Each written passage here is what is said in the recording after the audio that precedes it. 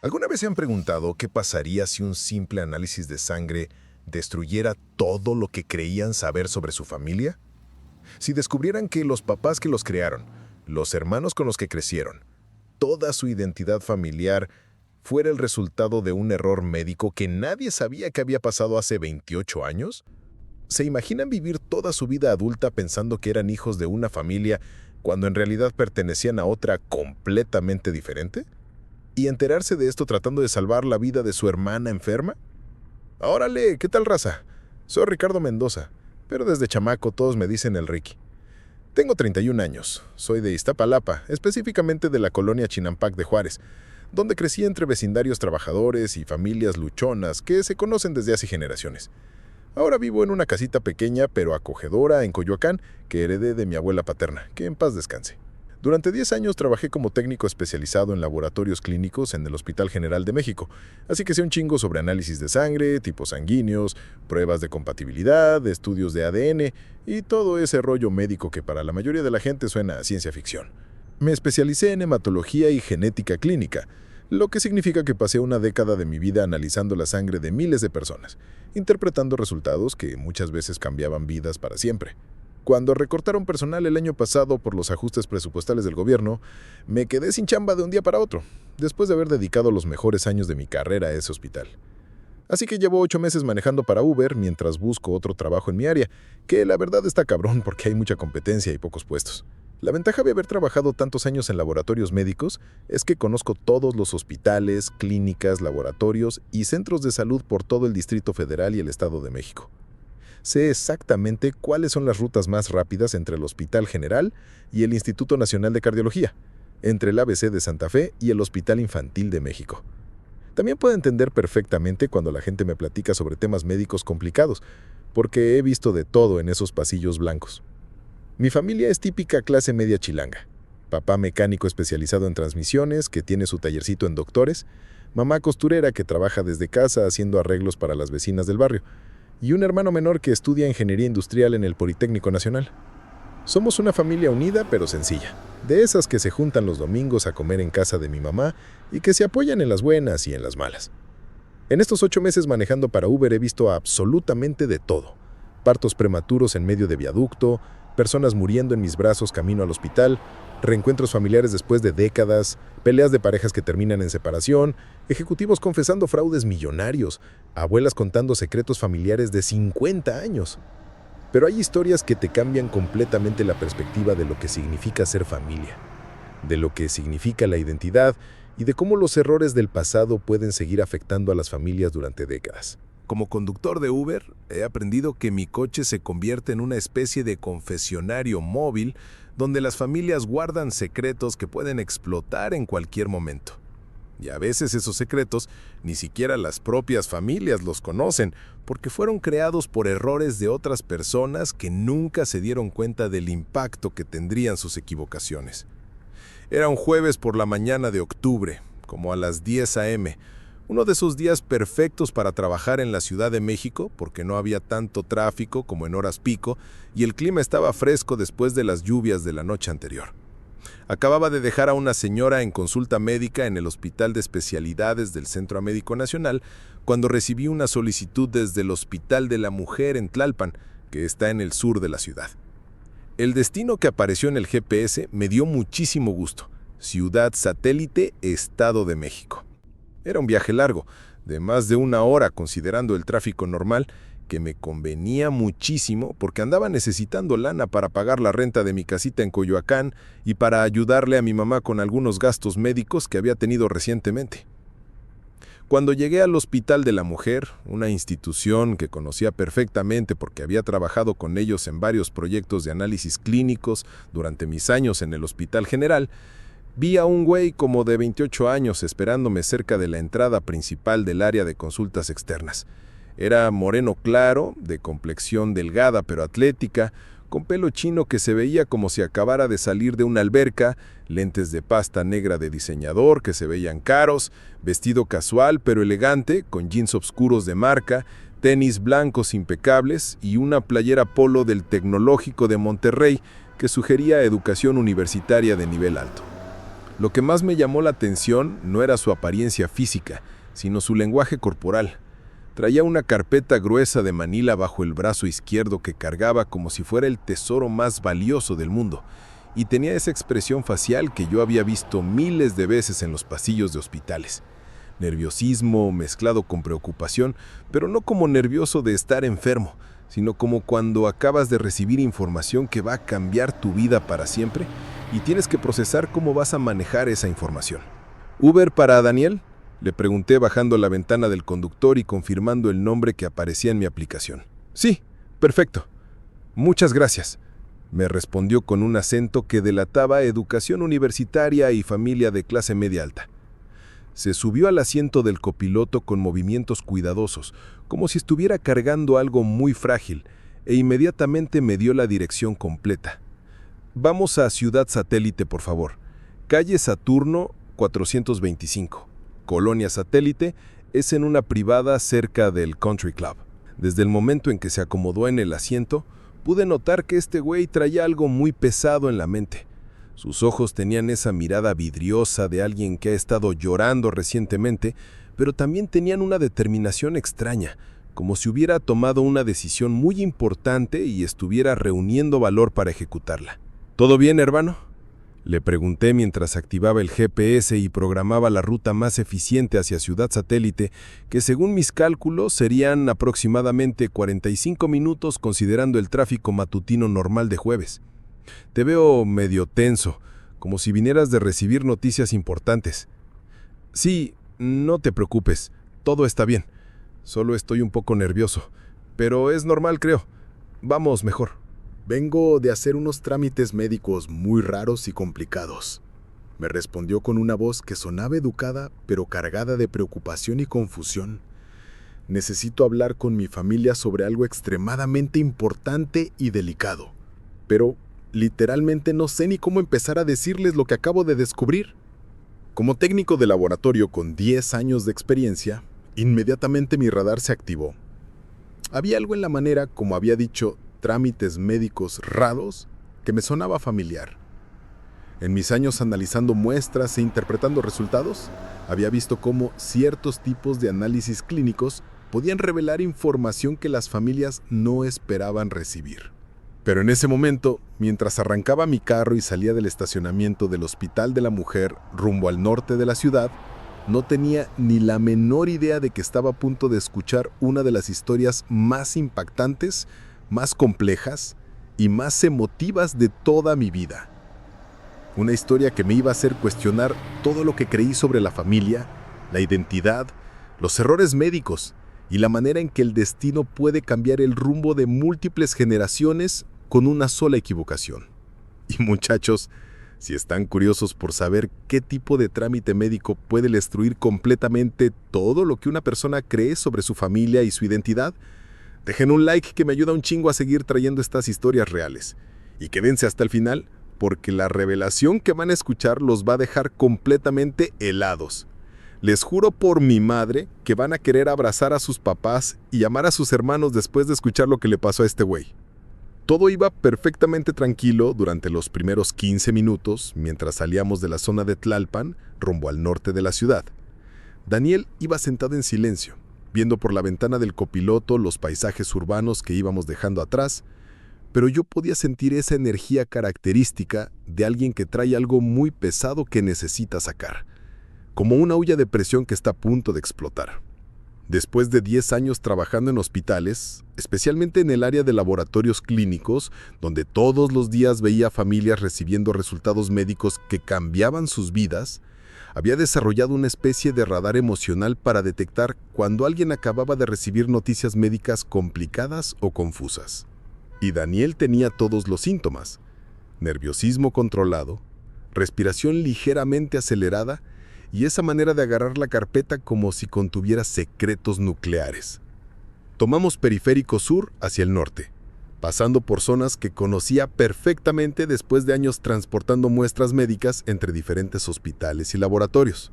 Primero pasamos por Ciudad Universitaria, donde se veían estudiantes caminando entre los edificios de la UNAM con sus mochilas y libros, después por las zonas residenciales de clase media de Coyoacán y San Ángel, y finalmente nos dirigimos hacia las zonas más comerciales que conectan con el Estado de México.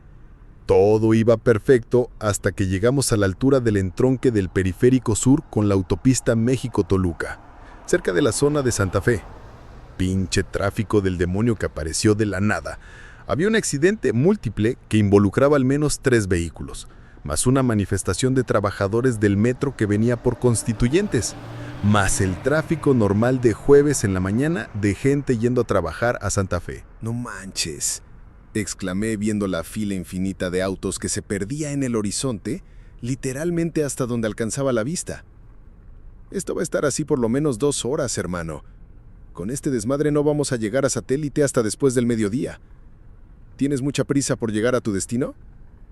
Daniel se rió, pero fue una risa nerviosa y melancólica, como de alguien que está tratando de encontrar humor en una situación que realmente no tiene nada de graciosa. La verdad es que no tengo ninguna prisa, Ricky. De hecho, entre más tiempo tenga para pensar exactamente cómo voy a decir lo que tengo que decir, mucho mejor para todos. Y ahí fue exactamente donde empezó todo el desmadre emocional. En el tráfico completamente parado, cuando literalmente no tienes más opción que quedarte ahí sentado esperando a que se solucione el problema, sin poder escaparte, sin poder distraerte, la gente empieza a soltar lo que trae adentro. Es como si el coche se convirtiera en un confesionario móvil donde la gente puede ser completamente honesta sin consecuencias porque sabe que es un encuentro temporal con un extraño que probablemente nunca volverá a ver. Ricky, me dijo Daniel volteándose para verme directamente a los ojos. ¿Alguna vez has tenido esa sensación de que toda tu vida ha sido construida sobre una mentira? Esa sensación de que todo lo que creías saber sobre ti mismo, sobre tu familia, sobre tu identidad, resulta que era completamente falso. ¿Cómo que una mentira?, le pregunté, porque la pregunta me había pegado en un lugar muy profundo. No era el tipo de pregunta existencial que alguien hace así nomás, en plan casual conversacional. Era una pregunta que venía de un lugar de dolor y confusión muy reales. Daniel respiró profundo, como si estuviera reuniendo valor para abrir una puerta que sabía que no podría volver a cerrar una vez abierta. Y lentamente empezó a abrir la carpeta de manila que había estado cargando como si fuera su posesión más valiosa. Adentro había una cantidad impresionante de papeles médicos oficiales, formatos del Hospital de la Mujer que yo conocía perfectamente, resultados de laboratorios de análisis clínicos que había interpretado miles de veces durante mi carrera, estudios genéticos especializados, pruebas de compatibilidad inmunológica y análisis de ADN de los más sofisticados que existen. Hace exactamente 3 meses y medio, me hicieron una serie completa de estudios de sangre súper especializados porque necesitaba ser evaluado como donador potencial de médula ósea para mi hermana menor Sofía, que tiene 24 años, y que fue diagnosticada con leucemia mieloide aguda en etapa avanzada. Como técnico especializado en hematología, inmediatamente entendí la gravedad de la situación. La leucemia mieloide aguda es una de las formas más agresivas de cáncer de la sangre, y el trasplante de médula ósea de un donador familiar compatible muchas veces es la única opción real de supervivencia para el paciente. Los doctores del Instituto Nacional de Cancerología nos explicaron que la mejor posibilidad de compatibilidad para el trasplante era entre hermanos, así que obviamente yo fui el primer candidato a ser evaluado. Sofía y yo siempre hemos sido muy unidos, somos solo 2 hermanos, y obvio que yo iba a hacer cualquier cosa para salvarle la vida. ¿Y qué pasó con los estudios?, le pregunté, aunque como técnico de laboratorio ya me estaba imaginando hacia dónde iba la historia, porque había visto casos similares durante mis años de carrera. Pues ahí empezó todo este pinche desmadre que me tiene con la cabeza hecha un caos total, me respondió Daniel hojeando los papeles con manos ligeramente temblorosas. Los primeros resultados salieron raros desde el principio. El tipo de sangre básico no coincidía para nada. El factor RH era completamente diferente. Los antígenos de histocompatibilidad no hacían match en absoluto. Era como si Sofía y yo fuéramos de especies diferentes. Se me heló la sangre, pero al mismo tiempo mi mente técnica empezó a procesar las implicaciones de lo que me estaba diciendo. En mis 10 años analizando muestras de sangre e interpretando resultados genéticos, había visto casos así, pero eran extremadamente raros. como de una probabilidad de 1 en varios millones. Al principio, obvio que pensé que había algún tipo de error del laboratorio, ¿no?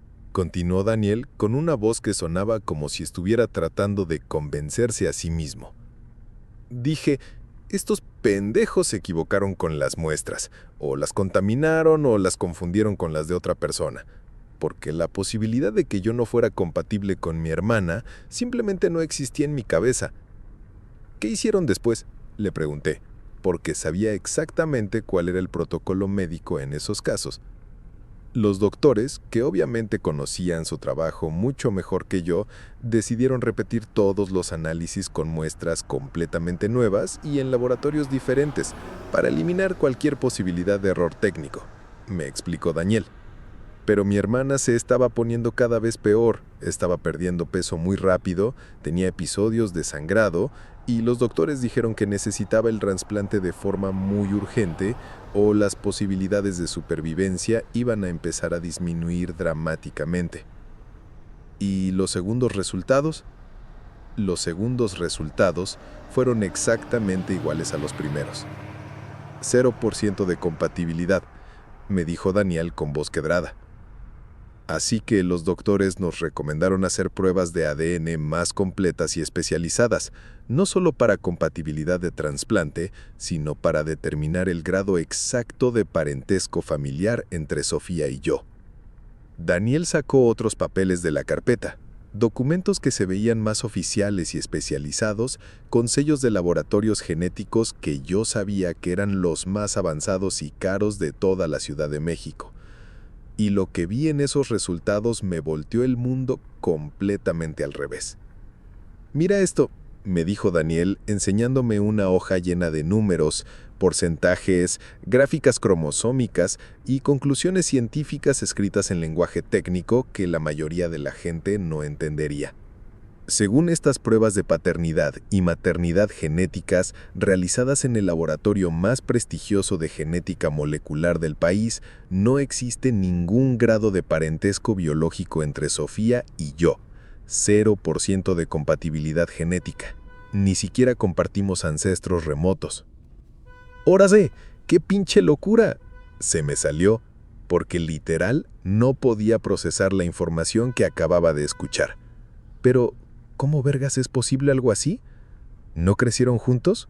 ¿No tienen los mismos papás? Eso mismo me pregunté yo durante semanas enteras sin poder dormir, me respondió Daniel, y pude ver en sus ojos que había pasado mucho tiempo dándole vueltas a esta información, tratando de encontrar alguna explicación lógica.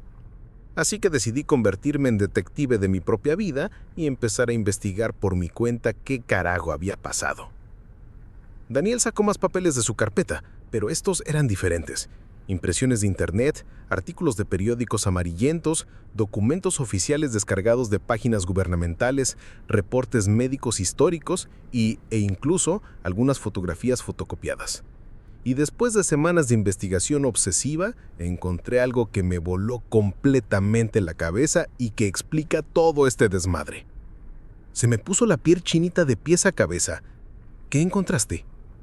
Entre los años 1995 y 1998, específicamente en el Hospital de la Mujer donde acabamos de estar hace una hora, me explicó Daniel con una voz que sonaba entre enojada, triste y completamente incrédula. Hubo un escándalo médico gigantesco de bebés intercambiados por error que fue documentado oficialmente, pero que nunca se hizo completamente público para evitar demandas masivas contra el sistema de salud. ¿Intercambiados cómo?, le pregunté, aunque empezaba a entender las implicaciones terríficas de lo que me estaba contando.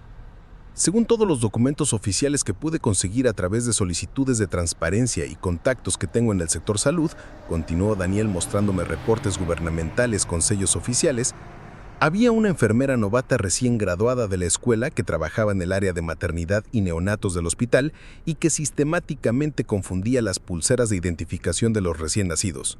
Como alguien que había trabajado en el sistema de salud, sabía exactamente qué tan graves eran ese tipo de errores.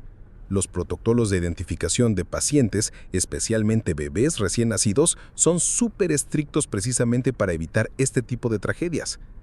La cabrona, según todos los reportes internos del hospital, Tenía problemas de dislexia no diagnosticados y problemas de atención que nadie había detectado durante su formación, me explicó Daniel.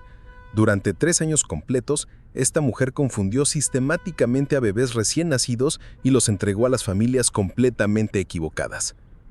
¿Y cuántos casos documentados hubo?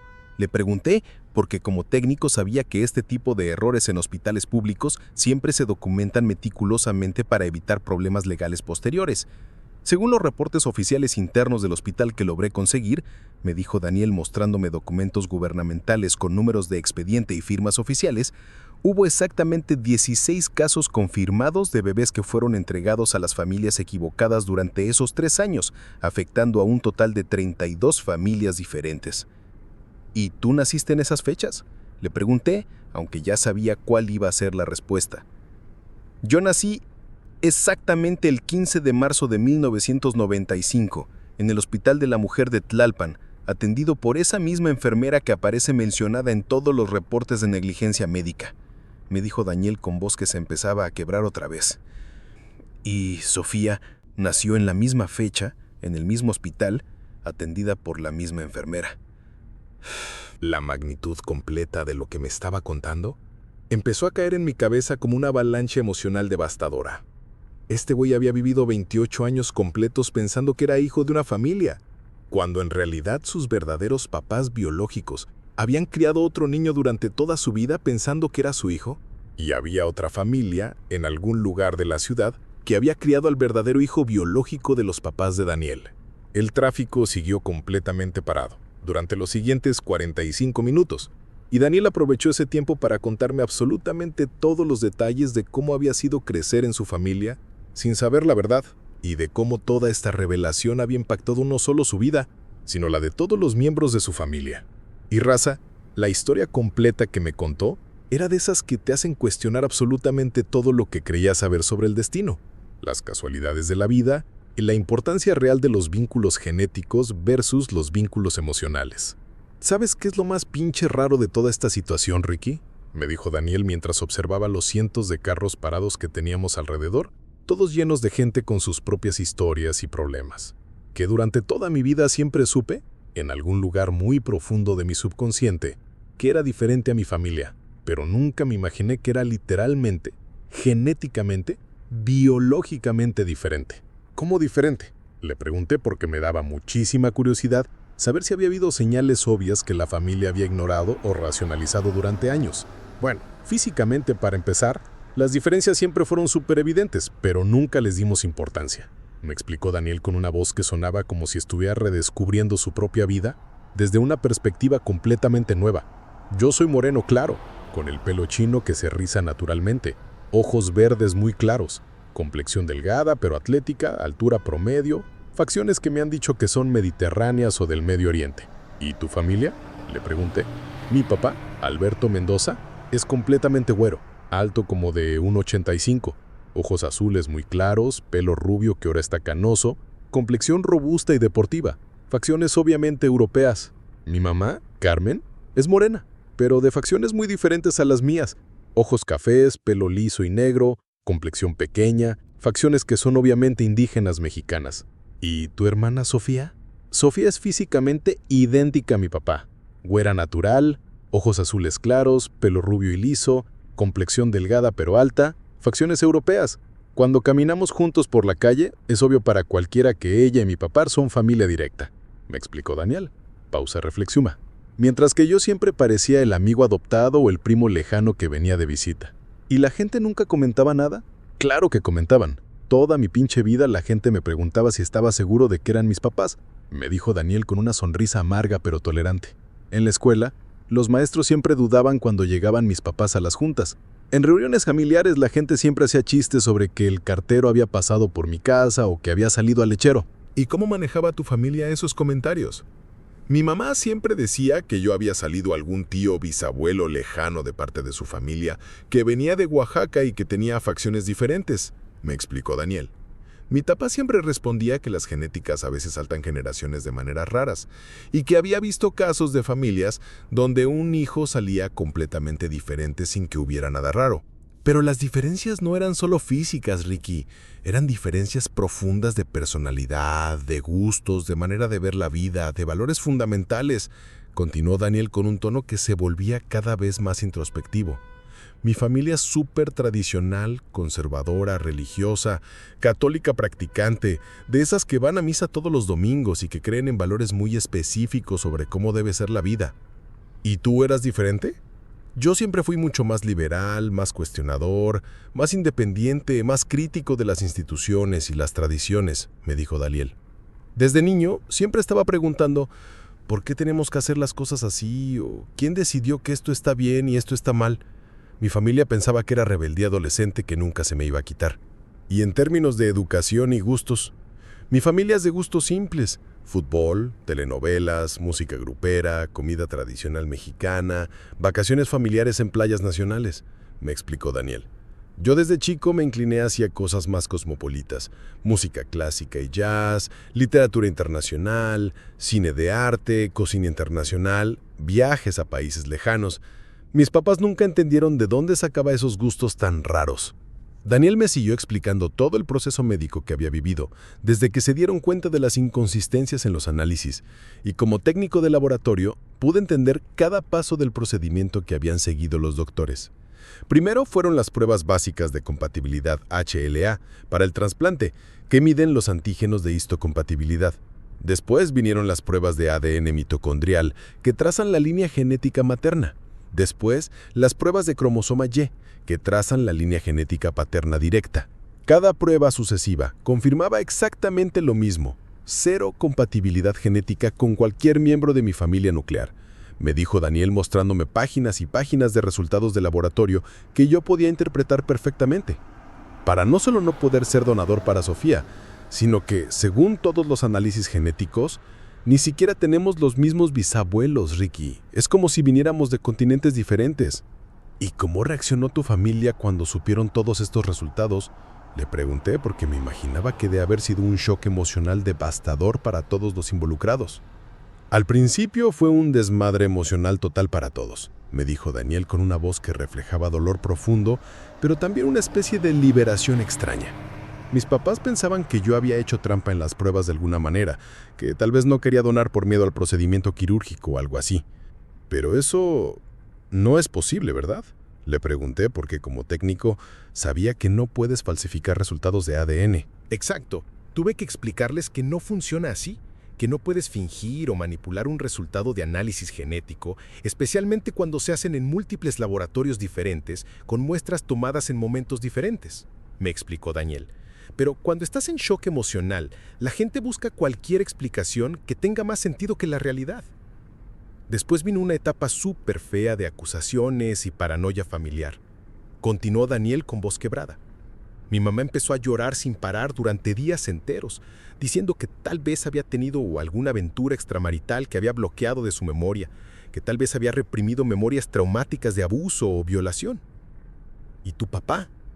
Mi papá se enojó muchísimo y empezó a acusar a mi mamá de haberle mentido durante 28 años, de haber tenido affairs secretos, de haber destruido la confianza familiar, me contó Daniel. Fue horrible, Ricky. La familia se estaba desintegrando completamente por algo que ninguno de nosotros había hecho mal.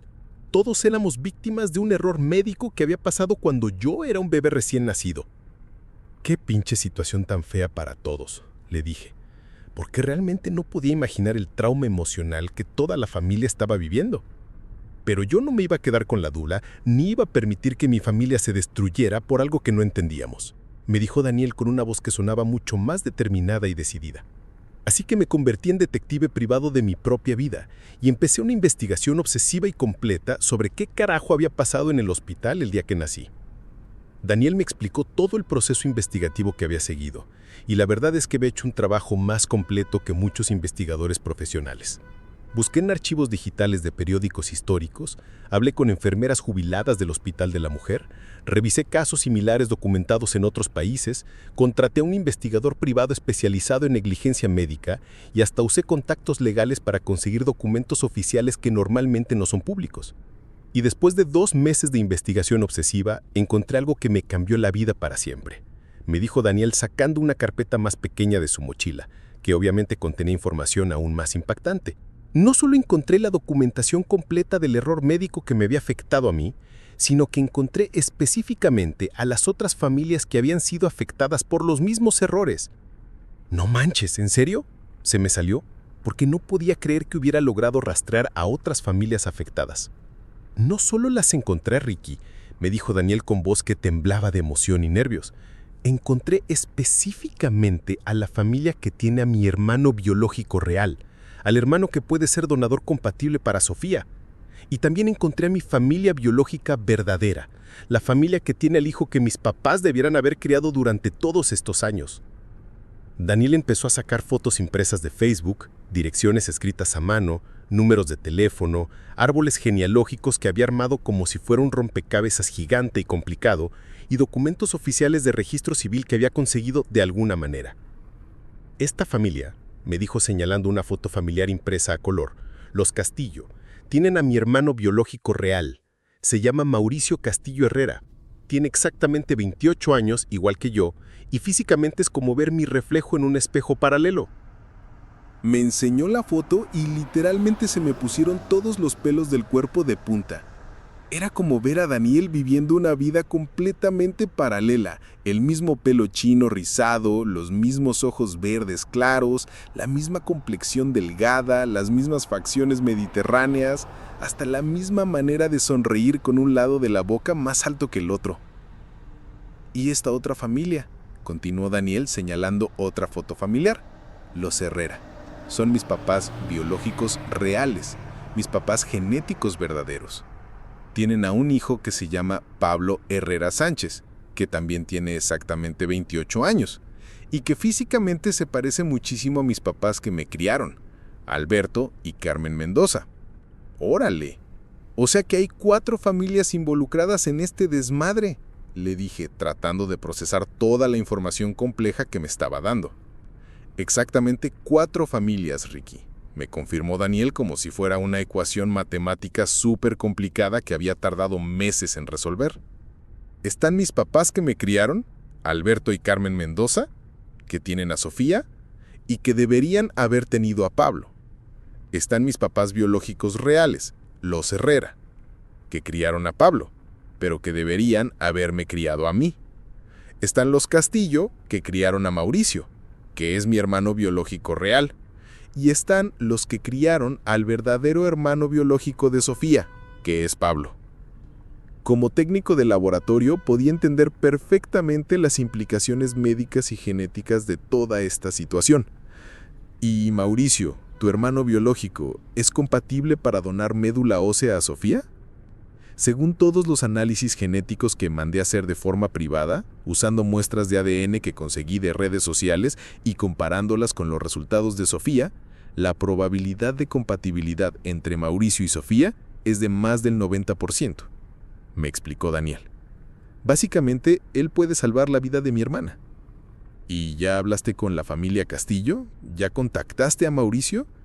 Le pregunté porque me imaginaba que debía ser súper complicado y delicado contactar a gente desconocida para decirles que toda su vida familiar había sido diferente de lo que pensaban. Todavía no he contactado a ninguna de las familias involucradas, me dijo Daniel con voz llena de ansiedad y nerviosismo. Primero, quiero hablar con mis papás que me criaron, explicarles absolutamente toda la situación completa, enseñarles todas las pruebas y documentos, y después decidir juntos, como la familia que somos, cómo vamos a manejar toda esta situación súper delicada. ¿Pero no dijiste que tu hermana Sofía se está poniendo peor?, le pregunté, recordando la urgencia médica. Exacto, y ahí está el problema más cabrón de todos, me dijo Daniel con voz desesperada. El tiempo se está acabando muy rápido, Ricky. Los doctores del Instituto de Cancerología me dijeron que Sofía necesita el trasplante en las próximas 6 semanas máximo. O las posibilidades de supervivencia van a empezar a disminuir dramáticamente cada semana que pase. En ese momento exacto, como si el universo hubiera estado esperando el momento más dramático posible, le sonó el celular a Daniel. En la pantalla grande del teléfono se leía «Papá», con una foto de un hombre güero, grande, sonriendo. Obviamente Alberto Mendoza, el papá que lo había criado. Daniel se quedó viendo el teléfono durante varios segundos, completamente paralizado, y yo podía sentir la lucha interna masiva que estaba viviendo en tiempo real. ¿Cómo le dices a tu papá por teléfono mientras estás sentado en el coche de un extraño que acabas de descubrir que no eres realmente su hijo biológico? ¿Cómo empiezas esa conversación? Daniel finalmente contestó con manos temblorosas. Bueno, ¿papá? Pude escuchar perfectamente la voz cálida y preocupada de Alberto del otro lado de la línea. Daniel, mijo, ¿cómo te fue en el hospital esta mañana? ¿Ya tienes todos los resultados finales para ver si puedes ser donador para tu hermana Sofía? Daniel cerró los ojos por un momento, respiró profundo, y yo pude ver toda la guerra emocional que estaba pasando en su cabeza. Sabía que una vez que dijera algo, no habría manera de regresar. Esta conversación iba a cambiar la vida de toda su familia para siempre. Papá, necesito hablar contigo y con mamá sobre algo extremadamente importante y delicado que acabo de descubrir, le dijo Daniel, tratando desesperadamente de mantener la voz controlada, pero fallando. Voy para la casa ahorita, como en 1 hora y media llego, dependiendo del tráfico. ¿Pueden estar los dos ahí cuando llegue? ¿Está todo bien, mijo? Te oyes muy raro, muy nervioso, respondió Alberto con una voz que reflejaba la preocupación creciente de un papá que conoce perfectamente a su hijo. ¿Es sobre el trasplante? ¿Hay algún problema médico? ¿Sí puedes donar para Sofía? No, papá, definitivamente no está todo bien. Pero vamos a solucionarlo juntos, como familia, como siempre hemos hecho, respondió Daniel, y pude ver que se le empezaron a caer las lágrimas por las mejillas. Solo necesito que estén ahí cuando llegue, porque tengo que contarles algo que va a cambiar todo lo que pensamos sobre nuestra familia. Cuando Daniel colgó el teléfono, se quebró emocionalmente de una manera que nunca había visto a un hombre adulto quebrarse. Eran sollozos profundos, desgarradores, de alguien que se está enfrentando al colapso total de todo lo que creía real y verdadero en su vida, pero al mismo tiempo está encontrando una libertad extraña en finalmente conocer la verdad. Muchachos, cuéntenme en los comentarios. ¿Creen que Daniel debería contactar primero a Mauricio y a su familia biológica antes de hablar con sus papás que lo criaron? ¿O está haciendo bien en contarles todo primero a la familia que lo formó como persona? ¿Cómo manejarían ustedes una situación así? Porque lo que Daniel me va a contar después, cuando llegue a su casa familiar, va a ser todavía más impactante y emotivo de lo que ya han escuchado. El tráfico finalmente empezó a moverse muy lentamente después de casi 2 horas de estar completamente parados. Pero Daniel tenía muchísimo más que contarme antes de llegar a su destino en Ciudad Satélite. Y lo que me iba a revelar en los siguientes 30 minutos sería la parte más impactante, más emotiva y más compleja de toda esta historia que ya de por sí me había volado completamente la cabeza. Ricky, hay algo más que no te he dicho todavía, me dijo Daniel sacando otra carpeta aún más pequeña de su mochila, una que había mantenido completamente separada de todos los otros documentos. Algo que descubrí hace exactamente 4 días y que cambia toda la situación de una manera que no te puedes ni imaginar. ¿Qué cosa? Le pregunté, porque ya con todo lo que me había contado durante las últimas 2 horas, no sabía qué más información devastadora podía existir. Mauricio Castillo, mi hermano biológico real, el único que puede salvar a mi hermana Sofía con el trasplante de médula ósea, me dijo Daniel, con voz que temblaba tanto que casi no podía formar las palabras. Ya está muerto. ¿Qué chingados dijiste? Se me salió con una fuerza que hasta me sorprendió a mí mismo, porque no podía creer lo que acababa de escuchar. Mauricio Castillo murió hace exactamente 6 meses y medio en un accidente automovilístico múltiple en la autopista México-Puebla. Me explicó Daniel mostrándome un artículo de periódico impreso que tenía una foto del accidente y una pequeña nota necrológica. Murió exactamente en la misma semana que los doctores le diagnosticaron leucemia a Sofía, como si el universo estuviera jugando la broma más cruel e irónica posible con nuestras familias. Me quedé completamente helado, sin palabras, procesando la información más devastadora que había escuchado en toda mi vida. Este güey había descubierto que tenía un hermano biológico que podía salvar a su hermana moribunda, pero resulta que ese hermano había muerto justo cuando más lo necesitaban. como si el destino fuera una entidad cruel que se divierte torturando a las familias. Pero espérate, Ricky, porque la historia no termina ahí, me dijo Daniel con una voz que sonaba desesperada, pero que tenía un hilo muy delgado de esperanza. Mauricio tenía una hermana biológica, Andrea Castillo, que tiene 26 años y que estudió medicina en la Universidad Anáhuac. Según toda la investigación genética que pude hacer, existe una probabilidad muy alta de que ella sea compatible para el trasplante. ¿Y ya hablaste con ella? ¿Ya sabe Andrea que existe toda esta situación?, le pregunté. No, y ahí está exactamente el problema más cabrón de todos, me dijo Daniel con voz llena de ansiedad extrema. No tengo ni la menor idea de cómo acercarme a esa familia para decirles: hola, soy el hermano biológico del hijo que ustedes perdieron hace 6 meses y necesito que su hija done médula ósea para salvar a mi hermana, que técnicamente no es mi hermana biológica porque a todos nos intercambiaron de bebés en el hospital hace 28 años. La situación era tan compleja, tan emotivamente complicada, que me estaba dando literalmente dolor de cabeza. Había 4 familias diferentes, 2 hijos intercambiados en el hospital, uno de esos hijos ya muerto, una hermana enferma que necesitaba trasplante urgente y donadores potenciales que no sabían que existían ni que estaban conectados genéticamente. ¿Y qué hay de Pablo, el hijo que tus papás deberían haber criado?, le pregunté, tratando de entender todas las conexiones familiares complicadas. Pablo Herrera, que es el verdadero hijo biológico de mis papás Alberto y Carmen, fue criado por la familia Herrera, que son mis papás biológicos reales, me explicó Daniel como si estuviera resolviendo una ecuación matemática de nivel universitario. Pero según los análisis genéticos, Pablo no es compatible para donar a Sofía, porque Sofía es hermana biológica de Mauricio, no de Pablo. ¿Y cuánto tiempo te queda para encontrar una solución?, le pregunté, recordando la urgencia médica. Los doctores me dijeron que Sofía tiene máximo 4 semanas para recibir el trasplante o va a entrar en una etapa donde el tratamiento va a ser mucho más complicado y riesgoso, me dijo Daniel con desesperación total. O sé que tengo un mes para convencer a una familia desconocida de que done médula ósea basándome en una historia que suena completamente loca e inventada. En ese momento, llegamos finalmente a la zona residencial de Ciudad Satélite, después de más de 2 horas de trayecto que normalmente toma 45 minutos. Y Daniel me pidió que nos desviáramos primero a una farmacia grande para comprar varias cosas. Necesito comprar algo para los nervios de mi mamá, porque cuando le cuente toda esta historia se va a poner muy mal, me explicó Daniel mientras compraba pastillas para la ansiedad, valeriana natural y hasta un oxímetro para medir su presión arterial. Carmen, mi mamá, es súper emocional y sensible, y esto la va a destruir emocionalmente por completo. Durante los últimos 15 minutos del viaje hasta la casa familiar de Daniel, que resultó ser una casa hermosa de 2 pisos en una privada tranquila y bien cuidada de clase media alta, Daniel aprovechó para practicar conmigo exactamente cómo iba a presentar toda esta información compleja a sus papás.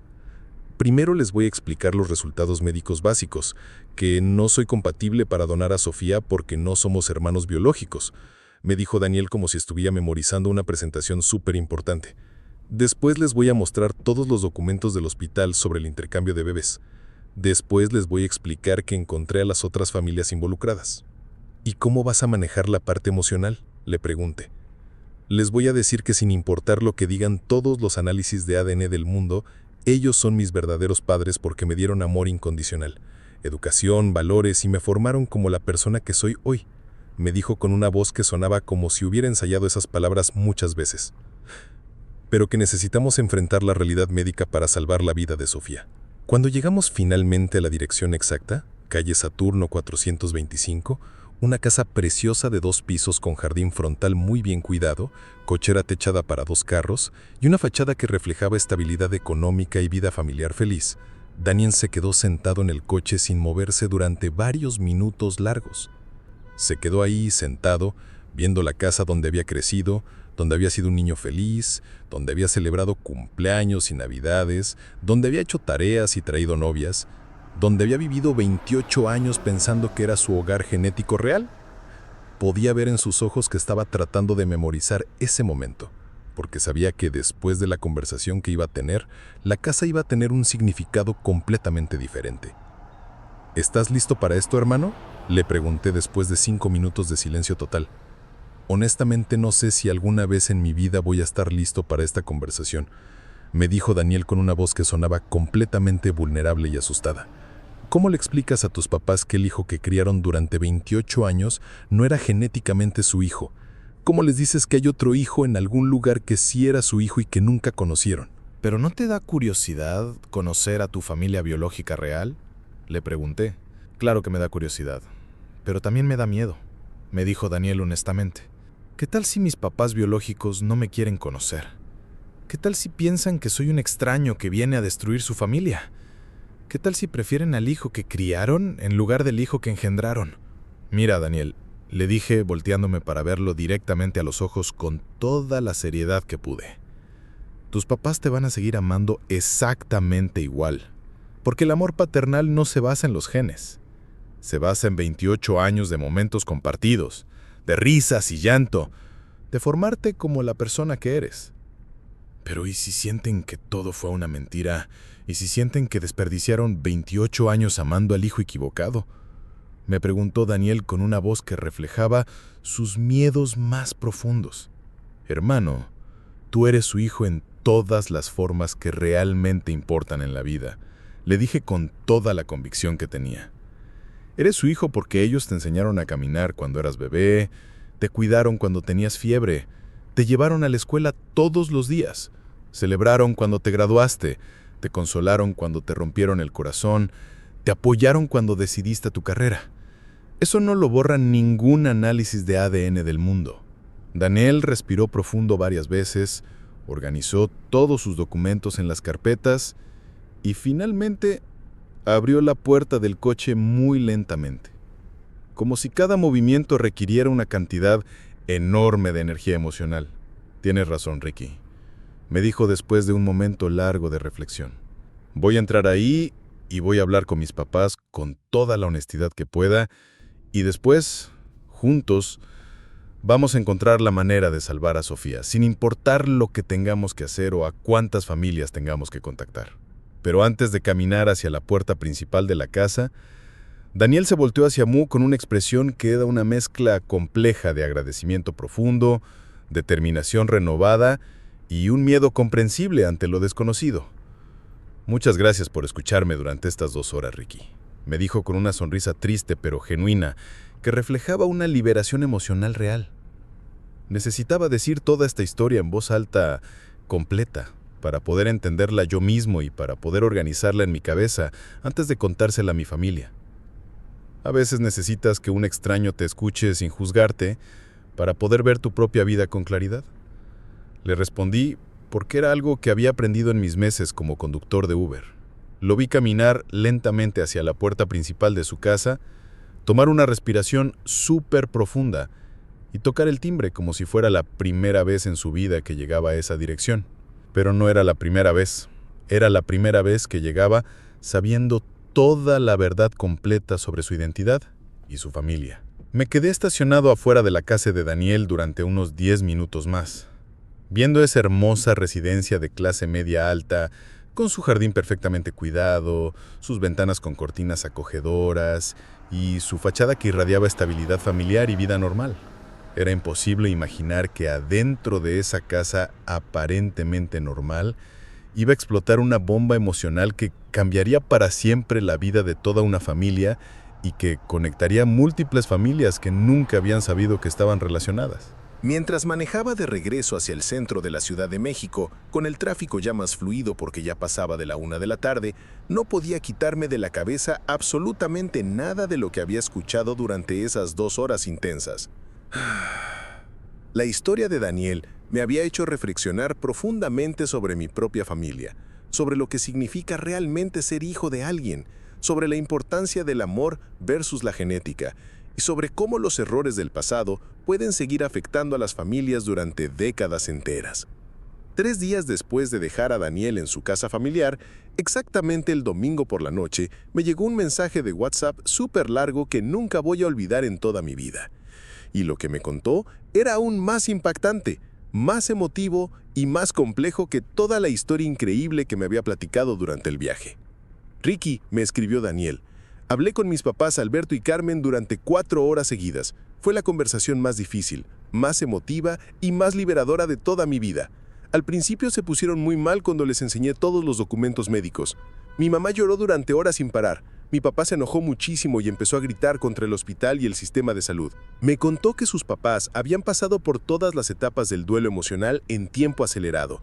Negación total, ira contra el sistema médico, tristeza profunda por los años perdidos, negociación tratando de encontrar errores en las pruebas y finalmente aceptación completa de la nueva realidad familiar. Su mamá Carmen había dicho que siempre había sentido que Daniel era especial y diferente al resto de la familia, pero que nunca se había imaginado que fuera por una razón tan dramática como esta. ¿Pero sabes qué me dijeron al final de la conversación, Ricky? Continuó el mensaje. Me dijeron que no les importaba lo que dijera ningún papel médico del mundo, que yo era y siempre iba a ser su hijo en todas las formas que realmente importan, que 28 años de amor, cuidado, educación y formación como persona no se borran con ninguna prueba de ADN. Esa parte del mensaje me hizo sentir una calidez en el pecho que casi me puso a llorar ahí en medio del tráfico de Insurgente Sur. Era hermoso ver cómo el amor verdadero puede superar cualquier revelación inesperada o traumática. Pero la historia no terminaba ahí para nada. Daniel me contó que después de la conversación emocional con sus papás, habían decidido como familia unida contactar inmediatamente a todas las otras familias involucradas en el intercambio de bebés, empezando por la situación más urgente, encontrar a Andrea Castillo para salvar la vida de Sofía. Mis papás me dijeron que íbamos a manejar esta situación como la familia unida que somos, me escribió Daniel. Contactamos primero a los Castillo, la familia de Mauricio que murió hace 6 meses.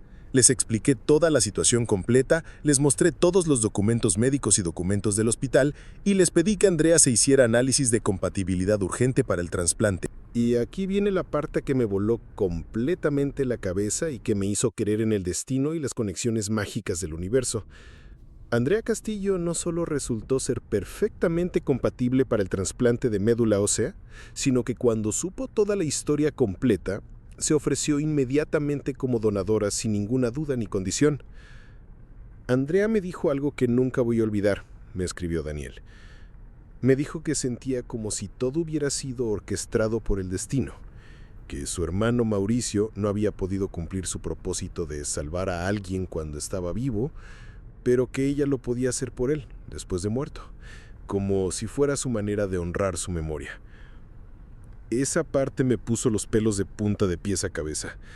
Era como si todo el universo hubiera conspirado desde el principio para que esta tragedia se convirtiera en una historia de salvación.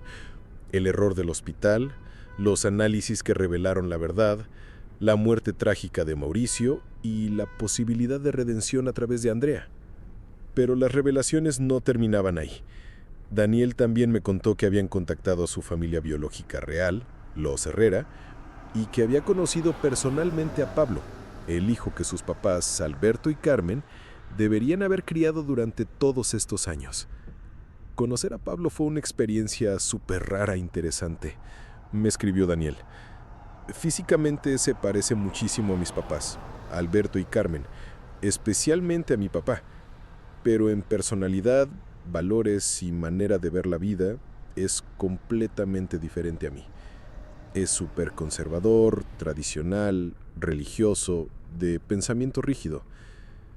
Me di cuenta de que si yo hubiera crecido con los Herrera y él hubiera crecido con mis papás, habríamos sido personas completamente diferentes. Esa reflexión me hizo pensar muchísimo sobre el eterno debate de naturaleza versus crianza, sobre cómo el ambiente donde crecemos nos forma más profundamente que los genes que traemos al nacer. Daniel era liberal, cuestionador y de mente abierta, porque había crecido en una familia que, aunque conservadora, lo había educado para pensar por sí mismo y formar sus propias opiniones. Pero lo más hermoso, lo más inesperado y lo más emotivo de toda esta historia fue lo que decidieron hacer todas las familias involucradas. En lugar de intercambiar hijos, crear drama familiar o generar resentimientos, decidieron que todas las familias se conocieran y formaran una especie de familia extendida superunida. Ahora tengo 2 familias completas en lugar de una, me escribió Daniel en un mensaje posterior. Tengo a Alberto y Carmen, que me criaron con amor incondicional y que me aman como su hijo sin importar lo que diga el ADN. Y tengo a los Herrera, mis papás biológicos, que están felices de conocerme después de 28 años y que me han recibido con los brazos abiertos. El trasplante de médula ósea que Andrea le hizo a Sofía fue un éxito médico total y completo. Los doctores del Instituto Nacional de Cancerología dijeron que era una de las compatibilidades más perfectas que habían visto en años y que las posibilidades de rechazo eran mínimas. Sofía empezó a mejorar muy rápido después del procedimiento, recuperando peso, color y energía cada semana. Daniel me invitó al hospital el día que dieron de alta definitiva a Sofía después de 3 meses de seguimiento post-trasplante y pude presenciar una de las escenas más emotivas y hermosas que he visto en mi vida. Era toda la familia extendida reunida.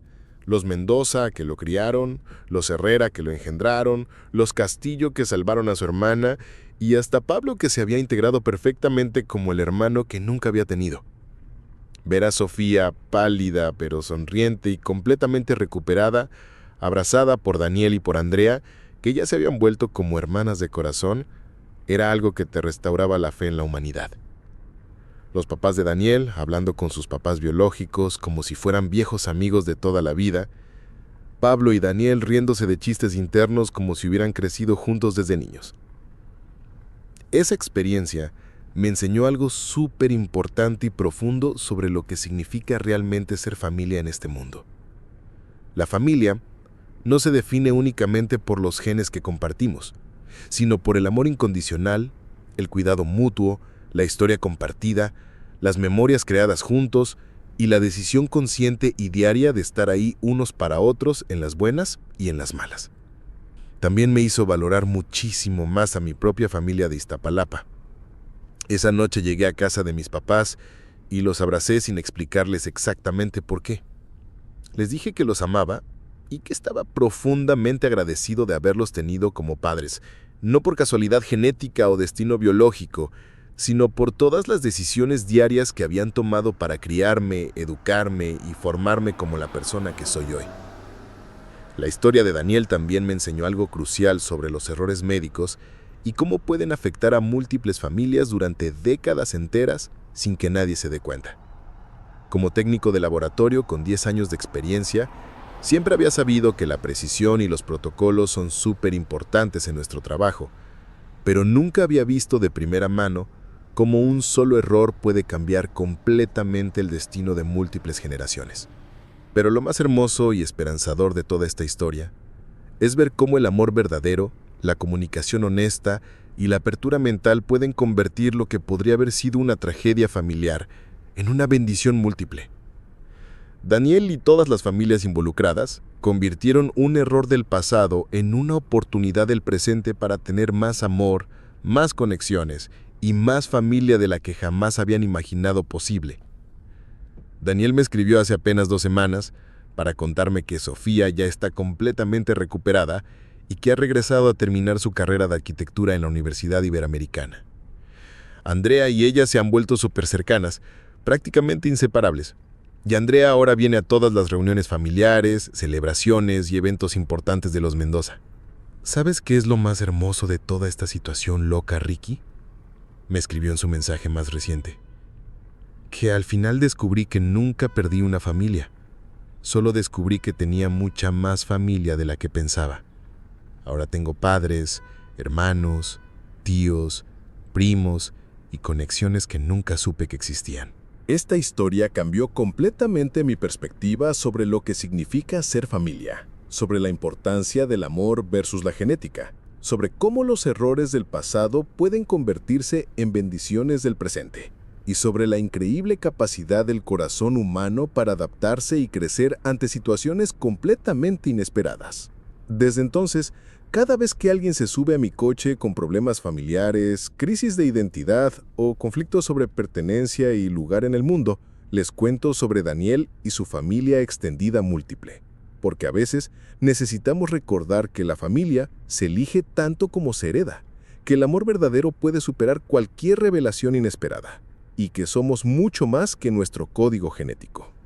Esa experiencia también me hizo reflexionar profundamente sobre mi propio trabajo anterior en laboratorios médicos y sobre la enorme responsabilidad que tenemos quienes manejamos información médica tan delicada y que puede cambiar vidas. Cada análisis, cada resultado, cada procedimiento puede alterar el curso de familias enteras para siempre. Y esa responsabilidad nunca se debe tomar a la ligera ni manejar con negligencia. ¿Y ustedes? ¿Alguna vez han descubierto algo sobre su familia que cambió completamente su perspectiva sobre quiénes son? ¿Han tenido que enfrentar revelaciones médicas o genéticas que afectaron a toda su familia? ¿Qué significa para ustedes realmente ser familia? ¿Creen que el amor es más importante que los genes? Cuéntenme en los comentarios todas sus historias y reflexiones, porque estas experiencias nos ayudan a todos a entender mejor nuestras propias familias y nuestro lugar en el mundo. Si esta historia los movió tanto como me movió a mí, si los hizo reflexionar sobre sus propias familias o si les dio una perspectiva diferente sobre lo que significa ser familia, dejen un like que me ayuda muchísimo a seguir trayendo estas historias reales que nos hacen pensar y sentir. Suscríbanse si quieren más relatos como este que nos conectan con nuestra humanidad. Activen la campanita para no perderse ninguna historia nueva. Y compartan este video con alguien que necesite recordar la importancia del amor familiar incondicional. Recuerden siempre que la familia verdadera se construye día a día con amor incondicional, cuidado mutuo y decisiones conscientes de estar ahí unos para otros sin importar las circunstancias. Los genes nos conectan biológicamente, pero el amor genuino nos define como personas y como familias. Y que a veces los errores más grandes del pasado pueden convertirse en las bendiciones más hermosas del presente si los enfrentamos con corazón abierto y mente dispuesta a crecer. Nos vemos en el próximo relato, raza. Cuiden muchísimo a sus familias, tanto las que tienen por sangre como las que han elegido por amor. Abracen a sus papás, llamen a sus hermanos y recuerden que todos somos mucho más que nuestro ADN.